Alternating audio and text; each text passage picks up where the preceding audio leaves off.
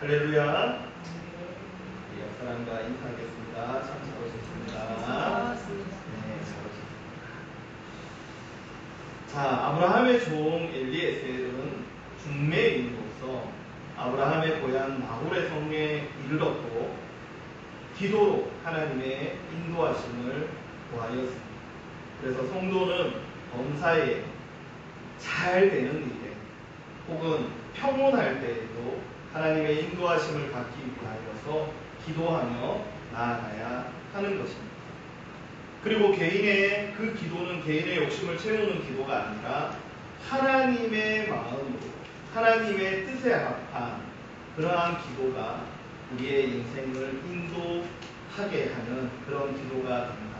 그래서 예수님께서 우리에게 가르쳐 주신 기도, 주기도문처럼 뜻이 하늘에서 이루어진 것처럼 땅에서도 똑같이 이루어지는 것이 예수님이 우리에게 가르쳐 주셨던 그러한 기도라는 것입니다. 기도는 무엇이 우선이 되어야 합니까? 그것은 만날 구원자, 나의 참된 남편이고 참된 아버지가 되시며 참된 구원자가 되시는 예수님을 만나야 한다.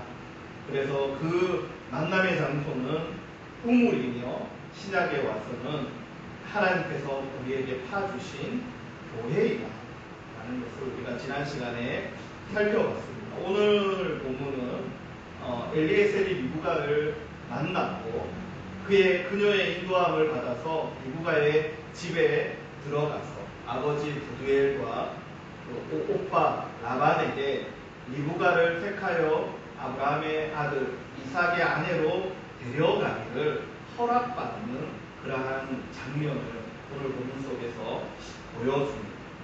여러분, 우리는 결혼 이것을 내가 결정하는 것으로 생각할 때가 많습니다. 요즘 저도 한 번씩 결혼식장에 가면 이제 믿음의 사람들이라고 하는 사람들도 결혼 예식에 주례를 세우지 않습니다. 그리고 결혼 예식을 마치 자기 자신들의 퍼포먼스의 장소, 추억의 장소로 만들어버리는 것을 볼 수 있습니다. 거기에는 부모님이나 또 증인으로서 그 자리에 모인 사람들을 향한 배려는 거의 보이지가 않는 요즘 결혼식의 모습들을 보게 됩니다. 이것이 뮤지컬 장소인지 아니면 정말 하나님의 귀한 만남을 감사하고 하나님께 그 만남을 예배로서 올려드리는 장소인지 구분이 가지 않을 때가 참 많습니다. 그 이유는 결혼은 내가 결정한 것이다 라는 생각에서 나오는 것입니다. 결혼뿐 아닙니다. 직업을 선택하고 삶의 방향을 결정하는 것, 이 모든 것들을 내가 결정하는 것이다 라고 지금 이 시대에서는 가르치고 있습니다. 그래서 뭐라고 말합니까? 삶을 진취적으로 살아라. 삶을 네가 계획한 대로 살아라. 이런 가치가 지배하는 시대를 뭐라고 얘기하느냐? 포스트 모더니즘의 시대라고 얘기를 합니다. 무슨 말이냐? 절대 진리가 존중받지 못하는 시대라는 것입니다. 내가 결정했는데, 내 마음이 결정했는데 이것으로 진리조차도 쉽게 진리 중 하나로 바꿔버리는 시대가 바로 포스트 모던 시대라고 하는 것입니다. 그래서 100사람이 있으면 100개의 진리가 존재하는 그런 시대가 되고야 말았다라는 것이죠. 진취적인 삶, 계획적인 삶, 사실 그것이 나쁜 것은 아닙니다. 우리의 자녀들을 양육할 때 우리들도 너의 인생은 네 거야. 그러니 진취적이고 계획적인 삶을 살아 라고 양육하고 교육할 때도 있습니다. 그러나 문제는 이와 같은 과정 속에서 진리, 하나님의 뜻이 쉽게 무시될 수 있는 시대에 우리가 살아가고 있다는 것입니다. 그래서 우리는 기도하며 하나님의 뜻과 내 뜻을 맞춰가는 그러한 믿음과 신앙으로 살아가야 하고, 그렇게 뜻이 맞춰졌을 때 그것이 내가 처음 원한 일이 아니라 할지라도 그 결정에 있는 마음과 믿음을 가지는 것이 참된 신앙생활, 믿음의 사람의 모습이라는 것입니다. 오늘 아브라함의 종으로서 중매인이 이 엘리에셀이 리브가의 아버지와 오라버니 그리고 어머니, 유모 이렇게 만나게 되죠. 그리고 지금까지의 과정들을 35절부터 49절까지 설명을 해줍니다. 내가 아브라함의 이런 미션을 갖고 마을의 성에 와서 우물가에서 이렇게 기도했더니 리브가가 그 기도와 똑같은 모습으로 내 앞에 서게 되었으므로 하나님께서 내 주인의 아들의 아내로 그를 택한 것을 믿고 또 알고 당신 집에 찾아왔습니다. 까지가 49절까지의 내용입니다. 그러면서 하나님의 뜻을 이제 이야기하는데 그게 뭐냐? 리브가를 이삭의 아내로 보내라는 것입니다. 여러분, 멀리서 여행 온 사람인데 남편을 데리고 온 것도 아니고 남편의 집에 있는 종이 와가지고 나의 금쪽 같은 딸을 데려가겠다? 여러분, 거기에 쉽게 순응할 수 있는 사람들이 있을까요? 무엇을 믿고? 그 남편이 정신적인 어려움을 겪고 있는지, 육체적인 연약함이 있는지, 여러 가지 살펴보아야 할 것인데, 그러나 이것이 하나님의 뜻이라고 말하는 이 종의 이야기를 듣고 오늘 본문 속에서 두 사람이 순종하는 모습을 보여줍니다. 첫 번째로는 리브가의 아버지와 오빠 라반의 순종. 여러분 50절을 같이 한번 읽어보도록 하겠습니다. 시작. 라반과 부두엘이 대답하여 이르되 이 일이 여호와께로 말미암았으니 우리는 가부를 말할 수 없노라. 여기에서 이 결혼에 대한 이야기를 들었을 때 라반과 부두엘 아버지와 오빠가 똑같이 이런 얘기를 합니다. 첫 번째는 여호와께로 말미암아. 이것이 여호와께로 말미암아. 이 히브리어로 야차라고 하는 게 하나님께로 나왔다라는 뜻입니다. 그러니까 하나님에게서 나온 것은 뭡니까? 하나님의 뜻이죠. 여러분, 나에게서 나온 것은 내 뜻이 되는 것입니다. 성도의 삶은 항상 하나님께로부터 나온 뜻과 나에게서 나온 뜻이 계속해서 싸우는 것이 성도의 삶이라고 사도 바울은 얘기합니다. 나에게서 나온 것은 내 뜻이고 하나님께로부터 나온 것은 하나님의 뜻인데 성도는 이 중에서 하나를 선택하며 살아가는 것. 과연 무엇을 선택하며 살아가는 것이 옳은 것인가? 우리는 여기에 대해서 진지하게 또 기도하며 또 생각해 볼 필요가 있습니다. 그리고 부두엘과 라반은 우리는 가부를 말할 수 없노라. 가부를 말할 수 없노라. 여기에서 가부는 히브리어로 라오 토브라고 되어 있어요. 여러분, 토브라는 얘기는 많이 들어보셨을 텐데 하나님께서 천지를 창조하시고 좋았더라라고 얘기했죠. 그 좋았다라는 것이 바로 토브입니다. 라는 무엇인가? 악하다라는 것입니다. 그러니까 가부라는 것은 좋고 나쁨을 우리가 얘기할 수 없습니다. 라고 이렇게 얘기합니다. 좋은 것과 악한 것을 우리는 얘기할 수 없습니다. 왜? 하나님께로부터 나온 뜻이기 때문에. 옳은 것과 나쁜 것을 말할 수 없습니다. 왜냐하면 내 뜻이 아니라 하나님의 뜻이기 때문이다. 하나님의 뜻에 나의 모든 것을 굴복시키고 하나님의 방법과 뜻을 쫓아서 살아가는 것이 바로 바른 성도의 삶이 되는 것입니다. 오늘 이 리브가의 아버지 부두엘과 리브가의 오빠 라반은 하나님의 뜻이니 내가 좋고 나쁘다라고 말할 수 없다. 그래서 이 결혼을 허락하고 동시에 하나님의 뜻에 순종하는 그러한 모습을 보게 됩니다. 또한 51절을 보십시오.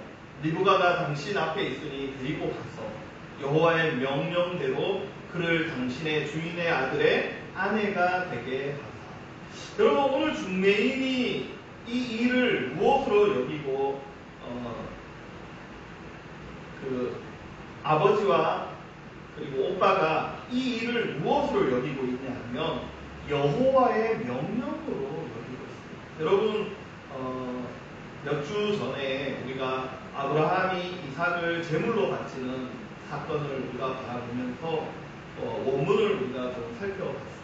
그것은 하나님께서 이삭을 제물로 바쳐라 라고 명령하지 않았다.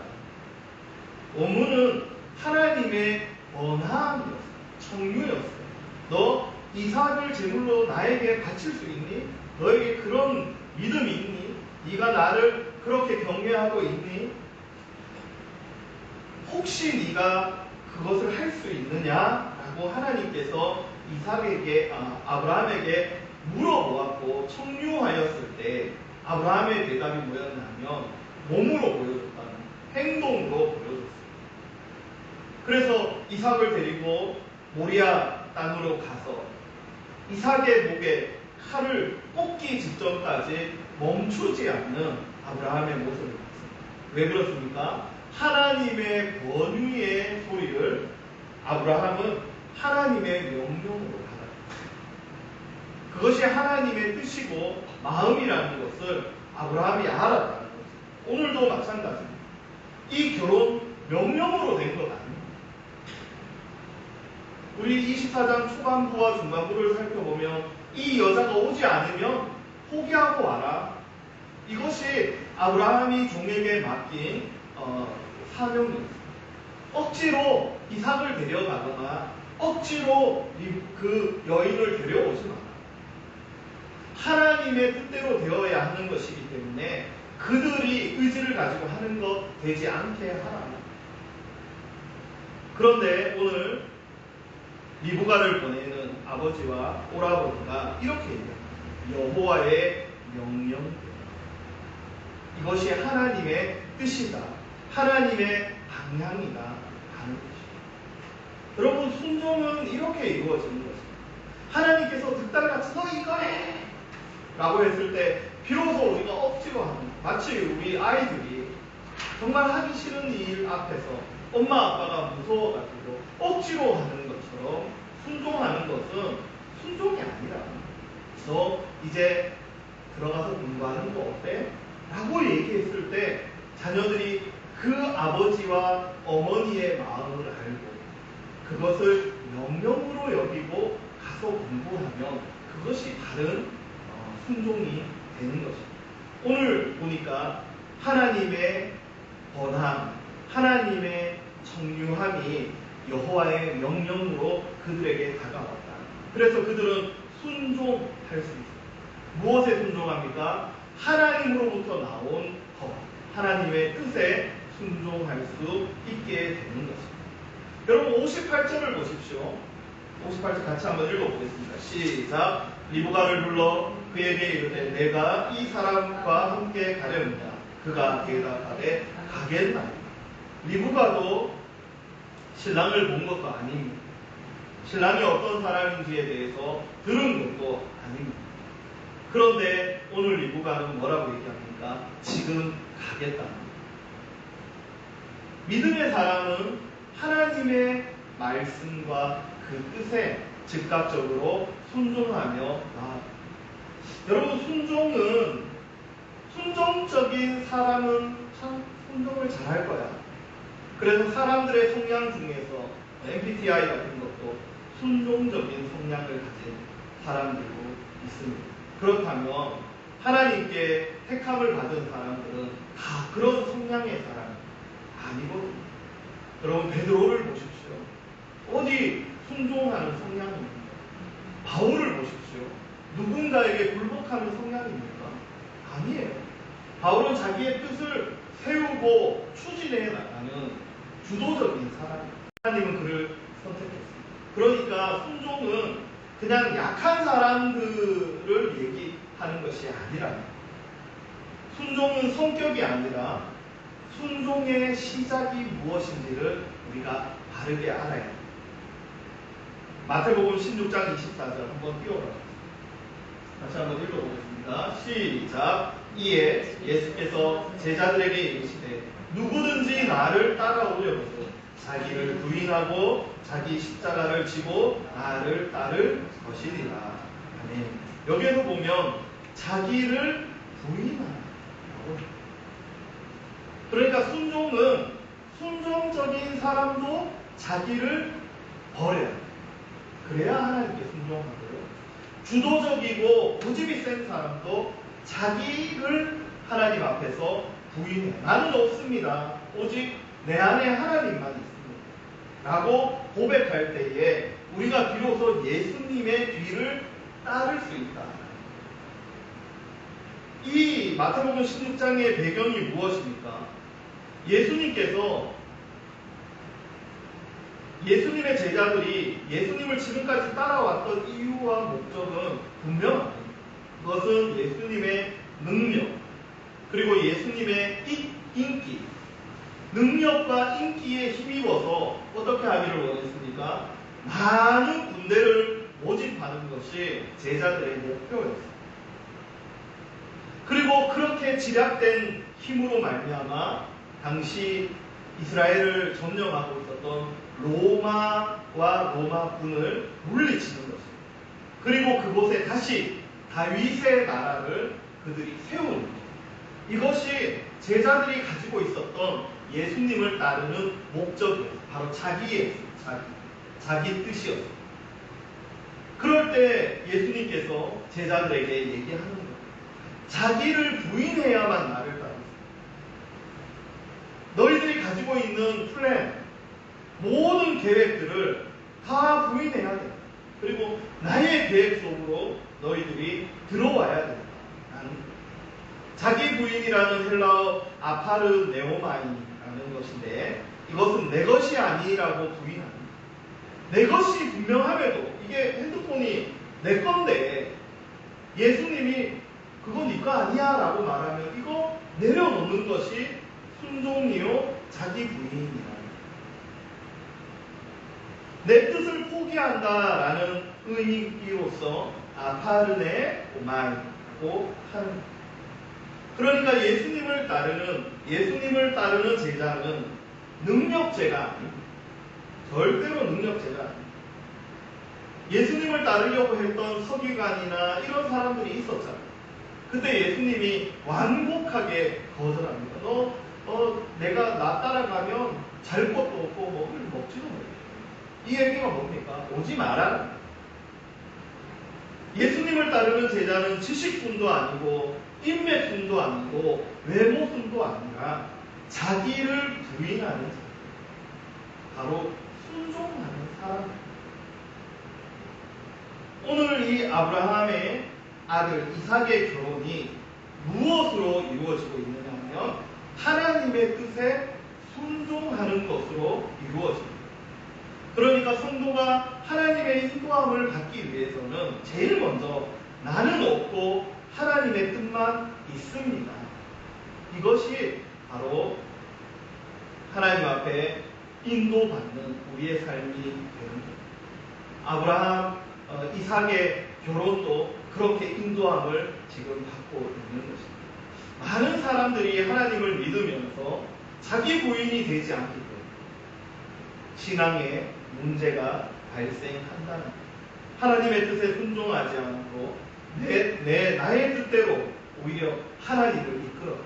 하나님, 예수님은 분명 나를 따르라라고 했는데 우리는 간혹 가다가 하나님 내 뜻에 맞춰주십시오. 기도 응답도 내 뜻대로 해주십시오. 하나님을 끌고 가려고 하기 때문에 우리의 신앙생활이 행복할 수도 없고 하나님과의 관계가 아름답게 맺어지지도 않는다. 제가 청년 사역을 하면서 청년들에게 여러 가지 질문들을 했는데 그 주제의 첫 번째가 뭐냐면 결혼. 목사님, 어떤 사람이 하나님이 정해주신 배우자입니까? 어떻게 알 수 있습니까? 교제하고 있는 자매가, 교제하고 있는 형제가 하나님께서 나에게 정해주신 마치 아담과 하와의 관계처럼 그렇게 맺어주신 관계인지 어떻게 확인할 수 있습니까? 목사님은 어떻게 사모님을 만나서 확인할 수 있었습니까? 제가 청년 사역을 하면서 이런 질문들을 굉장히 많이 했습니다. 왜냐하면 모르기 때문에. 제가 얘기합니다. 야, 우리는 다 어두운 터널을 지나가는 인생인데 기도하면서 벽을 더듬으면서 하나님의 뜻을 찾아가는 존재야. 그러니까 뭐 명확하게 하나님이 나에게 가르쳐 주시는 것은 없어. 그러면 우리 잘못된 인생 사는 사람이 어디 있겠어요? 그런데 몇 가지 방향성은 있어요. 그러면서 얘기해 줍니다. 교제하는 이성과 함께 할 때에 나의 믿음이 더 자라는지 살펴봐요. 어떤 청년은 교제가 시작되면 예배 시간에도 잘 안 보여요. 늘 일찍 오던 사람이 늦게 오고 함께 교제하고 섬기는 일에 자꾸 빠지기 시작해요. 이러한 것들을 점검해라는 거예요. 하나님은 만남을 통하여서 두 사람의 이 시너지가 일어남으로 말미암아 서로의 믿음의 생활에 상승작용을 주시기를 원하십니다. 안 그러면 결혼할 필요가 없죠. 결혼해서 믿음이 서로 떨어진다면 그것은 결혼할 이유가 없고 그냥 혼자 사는 것이 가장 좋습니다.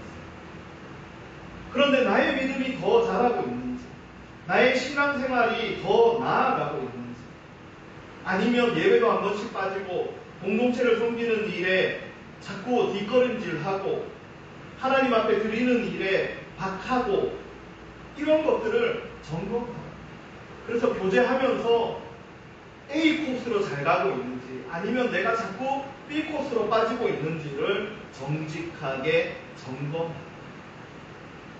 그래서 A 코스로 갈 때에는 그냥 하나님이 주신 배우자라 생각하고 전심을 다해요. 하나님은 만남을 통하여 하나님의 일을 하시는 분이십니다. 우리가 이 자리에서 이렇게 만난 것도 하나님의 일을 하기 위해서, 배우자를 만나는 것도, 성도들이 교회에서 지체들을 만나는 것도 다 무엇입니까? 하나님의 뜻을 이루어 살아가기 위해서랍니다. 그 만남으로 인하여서 내가 믿음으로 나아가고 있는지, 더 깊은 기도의 삶을 살아가고 있는지, 더 넓은 섬김의 자리에 서 있는지를 점검할 때에 그것이 너에게, 당신에게 주신 배우자하고 그렇게 조언을 해줍니다. 오늘 이 부가는 무엇을 보며 하나님 앞에 순종하며 나아갔습니까? 이 부가는 결혼을 통하여서 어떤 비전을 또 바라보게 되었습니다. 여러분 60절 말씀을 한번 같이 읽어보겠습니다. 시작. 이부가에게 축복하여 이르되 우리 누이여 너는 천만인의 어머니가 될지어다. 내 씨로 그 원수의 성문을 얻게 할지어다. 아멘. 여러분 이 결혼이 단순히 학교의 도덕 시간에서 윤리 시간에 배운 것처럼 우리가 인생을 살아가면서 통과 의례다, 누구나 다 해야 되는 거야. 그러니까 나이가 들면 결혼도 해. 여러분 그런 결혼이 아니라는 거예요. 성경이 말하는 결혼은 너도 하니까 나도 한다 라는 식의 결혼이 아니라, 결혼은 하나님을 더 가까이 하기 위한 만남, 두 사람이 교회로 모이는 거죠. 그래서 예수님이 두 사람이 모인 곳이 교회라고 얘기하는 거예요. 결혼은 하나님의 뜻대로 살기 위한 만남. 결혼뿐 아니라 우리 성도들이 갖는 모든 관계, 만남은 다 하나님을 가까이 하고 살게 하는 만남이요 관계여야 한다. 오늘 천만인의 어머니는 무엇입니까? 어디서 많이 들어보지 않았습니까? 바로 시어머니에게 주셨던 결혼의 비전. 하나님께서 시어머니 사라에게 준 만인의 엄마가 되어 그러면서 이삭을 약속해 주었는데 오늘 그들이 축복할 때에 리브가를 천만인의 어머니가 되어가고 다시 시어머니 사라에게 주셨던 하나님의 뜻을 꿈꾸게 하였다는 것. 그러니까 이 결혼을 통하여서 어떻게 됩니까? 그 씨로 말미암아 믿음의 조상이 되라. 이 결혼은 바로 그러한 의미로 오늘 리브가에게 다가오고 있는 것입니다. 원수의 성문을 얻게 하라. 이것도 관용적인 표현인데요. 바로 예수 그리스도를 통하여서 죄를 이기는 것을 얘기합니다. 그러니까 사라는 하나님의 언약의 고리 중에 하나로서의 삶을 결혼을 통하여 살아가게 됩니다. 만남을 통하여 살아가는 것입니다. 그러니까 성도의 만남은 우연이 하나도 없다. 우연이. 보아스를 만난 룻도 우연처럼 여겨지지만 하나님께서 그들의 만남을 통하여서 누구의 조상이 되게 합니까? 다윗의 조상이 되게 합니다. 이새가 태어나게, 다윗이 태어나게 하는 하나님의 언약의 한 고리의 역할을 그들에게 만남을 통하여 감당하게 하였다. 사랑하는 성도 여러분, 어떤 만남을 우리는 추구하며 살아가고 있습니까? 그리고 여러분들이 관계하고 있는 모든 인간 관계를 통하여서 여러분들의 믿음이 전진하고 있습니까? 하나님의 뜻을 이루고 있습니까? 우리는 우리의 삶을 살펴봐요. 그래서 이 만남, 이 관계가 내가 끊어내어야 할 관계인지 아니면 끝까지 유지하고 지켜야 하는 관계인지를 살펴봐야 합니다. 우리는 모든 만남, 우리의 모든 만남은 하나님의 비전이요 하나님의 꿈을 이루는 복된 관계여야만 한다는 것. 이것이 바로 오늘 본문 속에서 우리에게 이야기하고 있습니다. 마지막으로 오늘 리브가와 이삭이 만나는 장면을 우리는 보게 됩니다. 여러분, 이삭은요 자기의 인생을 남의 손에 맡기고 살아가지 않았습니다. 제가 부교역자로 교회를 섬기며 살아갈 때 성도들과 청년들을 보면서 안타까웠던 것들이 있어요. 특히 청년 사역을 하면서 예를 들면 수련회를 준비하였는데 많은 청년들이 이렇게 얘기해요. 갑자기 무슨 일이 생겼어요. 왜 갑자기 이런 일이 생겼는지 몰라요. 학교에서 과 행사가 생겼어요. 친구들과의 선약이 생겼어요. 1년에 한 번 모이는 모임인데 하필이면 수련회와 날짜가 겹쳤어요. 저는 왜 이런 일들이 그들에게 자꾸 일어나? 왜 이런 일이 자주 발생해요? 여러분, 그것은 나의 인생을 남이 결정하도록 맡겨버리기 때문에 일어나는 일들입니다. 갑자기 무슨 일이 생길 때 여러분 적극적으로 내가 해명을 하고 그 스케줄에 개입을 해야 돼요. 신앙생활은 여러분 그런 겁니다. 교회 와서 예배만 드리는 것이 아니라 삶 속에서 어떻게 하면 하나님을 가까이 하고 하나님을 섬길지 세상을 움직여 나가야 돼요. 그런데 우리 신앙생활 하는 사람들은 세상 일에 대해서는 무관심해요. 그래서 열심히 예배드리고 세상으로 들어갔더니 그들이 다 스케줄을 맞추고 계획을 세우고 있는, 내 신앙생활을 남이 결정하도록 맡겨버리는, 이것은 매우 미련한 모습이다. 제가 직장생활을 할 때 저희 교회 여름 성경학교, 제가 교사로서 하는 게 여름 성경학교를 진행하는 기간은 꼭 우리 회사 여름 휴가 기간과 맞추었습니다. 근데 여름 휴가를 여름 성경학교를 움직인 것이 아니라 제가 여름쯤 가까이 되면 저희 그것을 관리하는 팀장님이 다른 사람한테 물어보는 것이 아니고 저한테 와서 물어보고, 너 교회 수련회 여름 성경학교 언제 해? 예, 며칠부터 며칠까지 합니다. 그러면 우리 회사 여름 수련회 여름 휴가를 그때로 정했어요. 여러분, 그 사람이 왜 저한테 그런 얘기를 와서 할까요? 나의 신앙생활을 아무것도 모르는 남한테 맡겨서는 안 됩니다. 우리 삶은 계속해서 세상 속에서도 우리는 신앙생활을 하는 거예요. 그래서 그들에게 내가 어떤 존재인지를 자꾸 얘기해줘요. 식사 시간에 그들이 보더라도 기도하고 거짓말하지 않고 나는 하나님의 백성이다. 술, 담배 하지 않고, 물론 그것이 절대적인 악이라고는 할 수 없지만 그들이 봤을 때는 그렇답니다. 그래서 어떻게 됩니까?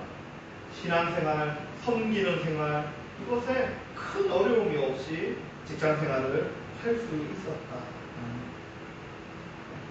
오늘 이삭은 자기가 할 수 있는 일이 별로 없었어요. 아버지가 결정하고 중매인으로서 종 엘리에셀이 나홀의 성으로 가버렸어요. 이삭은 뭐 합니까? 그런데 오늘 이삭은 자기가 할 수 있는 일을 하고 있었다. 63절 한번 읽어보겠습니다. 시작. 이삭이 저물 때에 들에 나가 묵상하다가 눈을 들어보매 낙타들이 오는지라. 저는 이러한 말씀을 보면 그날 하루 그냥 묵상했는데 눈 떠보니까 비구가 나왔다, 이거 아니라 종을 보내놓고 이삭의 하루 루틴이 이렇게 됩니다. 무엇입니까? 하루 아버지가 노년이니까 농사를 하고 목축을 하는 일이 어렵잖아요. 그러니까 낮에는 열심히 아버지의 일을 도와요. 목축을 합니다. 그리고 하루 일과를 마치는 저녁 때 오늘 이삭은 어떻게 합니까? 들에 나가서 묵상합니다. 중매인이 배필을 데리고 올 거니까 희락락거리며 시간을 보내고 친구들과 호황되게 시간을 허비하지 않고 오히려 하루가 저물어가는 시간에 묵상해 하나님을 만나 기도해 하나님과 교제해.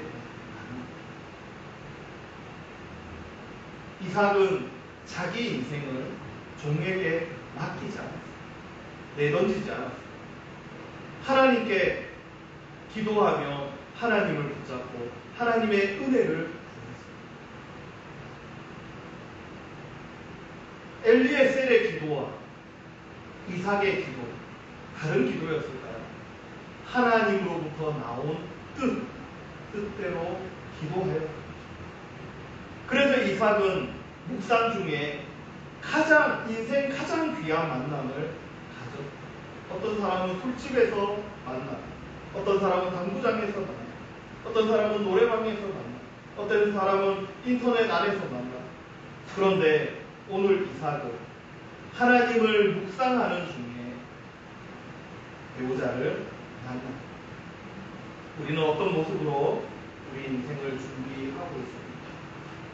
남에게 그냥 던져버리고 맡겨버리고 되는 대로 살아가는 것입니다.